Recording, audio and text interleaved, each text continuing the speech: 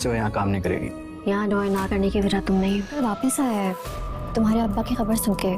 5-6 करोड़ की बात करने में छुपी है कोई बात। आदमी अगर किसी के घर आए तो लोग खुशी से पागल हो जाते हैं। और अगर 5-6 करोड़ की जरूरत पड़ी तो वही देगा।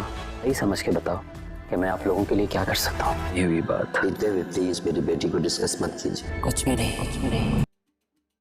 ज़ावियर का इलाज हो सके जिसके लिए ईमानदार अपना घर बेचने को तैयार हो जाता है, लेकिन उन्हें ये मौका नहीं मिलता और अपनी ज़िंदगी की बाजी हार जाते हैं। तभी बिलाल अब्दुल्ला मिर्ज़ा के घर आता है और ज़ावियर के गले लगते हुए ये पूछता है कि मुझे बड़ा भाई समझो, अगर तुम्हें कोई भी ज़रूरत हो तो तुम मुझे बता सकते हो। लेकिन ज़ावियर साफ मना कर देता है कि कुछ नहीं चाहिए। वही घर बेचने और इतनी बड़े रकम के बारे में जब सदफ को पता चलता है तो ज़ावियर उसे ये कहता है कि अब्दुल्ला अच्छा इंसान मालूम होता है और अगर कभी हमें इतनी बड़ी रकम की जरूरत पड़ी तो वो दे सकता है। ये सुनकर सदफ को शक होता है कि कुछ तो इस घर बेचने और पैसे के पीछे कहानी है जो उससे छुपाई जा रही है। बिलाल अब्दुल्ला का उनके घर जाना, ज़ावियर और फरजाना से बात करने के बाद उसे इनामदार की बात याद आती है कि पीकर मेरी बेटी के बारे में बात ना करना। इनामदार को जाने का दुख अब्दुल्ला को भी बहुत होता है, इसलिए वो इनामदार की फैमिली के लिए कुछ करना चाहता है। वही हमशा का सदफ से ये कहना कि बिलाल अब्दुल्ला का तुम्हारे घर आना, जिस पे फरजाना उसे जवाब देती है कि इतने बड़े लोग किसी के घर आए तो लोग खुश होते हैं।